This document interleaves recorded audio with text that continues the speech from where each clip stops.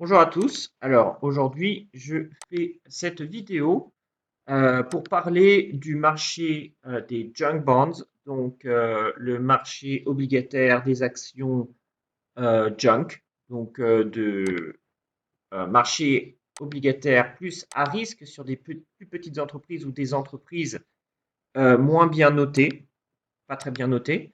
On voit ici, on a des niveaux.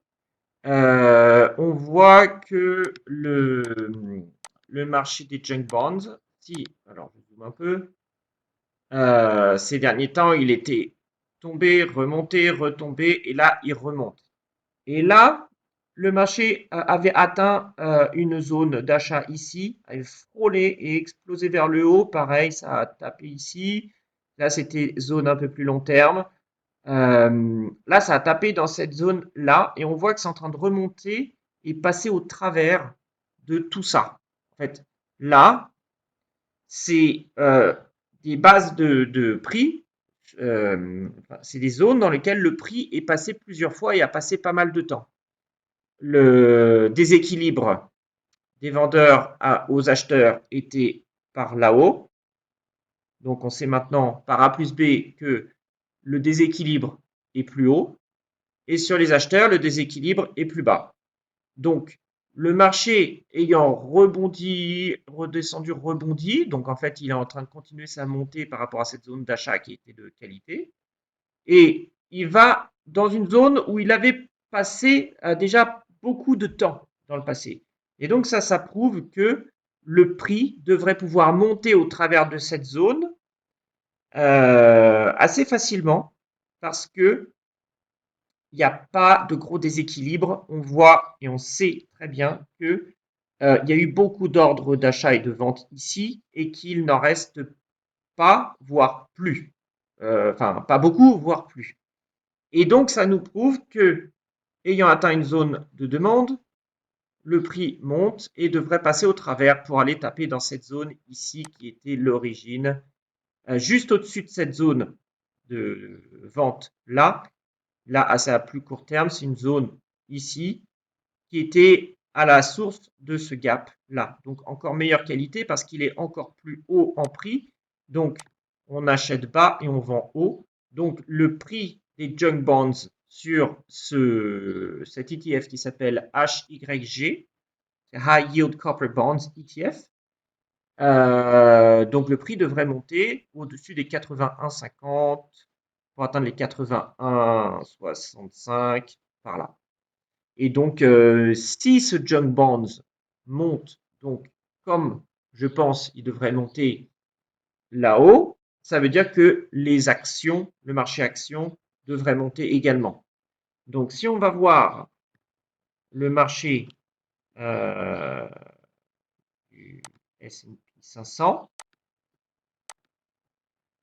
on voit qu'il est en train de monter et pour l'instant, il est vraiment solide, quoi.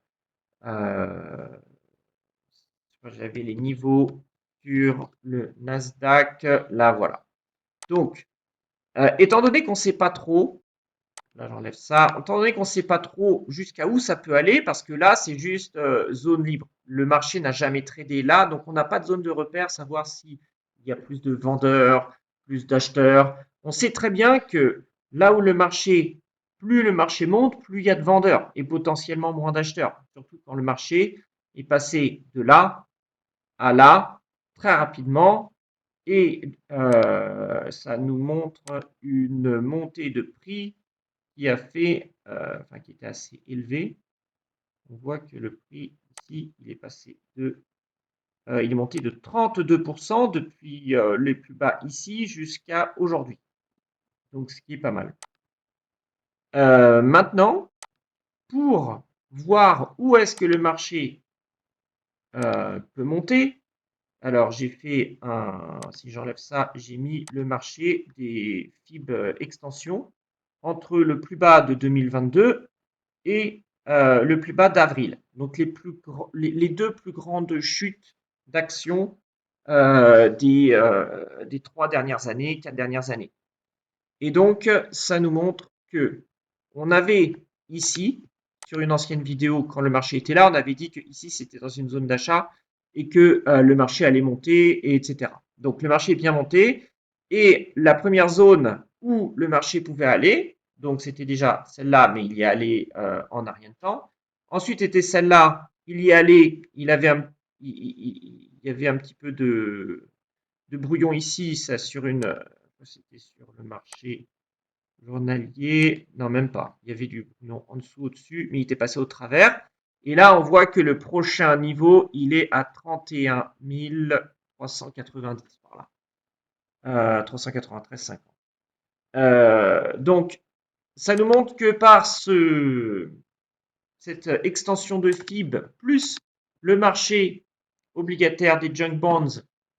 Alors, si le marché obligataire des junk bonds monte vraiment comme ce qui montre qu'il peut monter, je pense que on irait plutôt sur des niveaux plus élevés, là, voire au-dessus des 35 000 sur le S&P 500, très possible. Après, ça ne veut pas dire qu'il n'y aura pas euh, des turbulences sur le chemin, mais les marchés sont tellement à fond que franchement, tout est possible. Qui aurait cru que les marchés monteraient aussi haut, aussi vite, avec autant de problèmes géopolitiques? Mais bon, voilà, c'était toute l'intelligence artificielle et l'optimisation que ça permet dans les entreprises, la richesse au niveau du développement des puces, le CAPEX qui est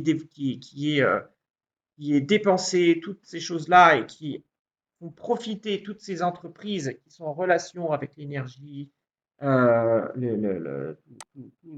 les puces, tout ce qui est en relation avec la construction des data centers et tout ça, c'est assez impressionnant. Et puis, ça montre il y a un short squeeze, il y a beaucoup trop de demandes par rapport à l'offre disponible dans le monde.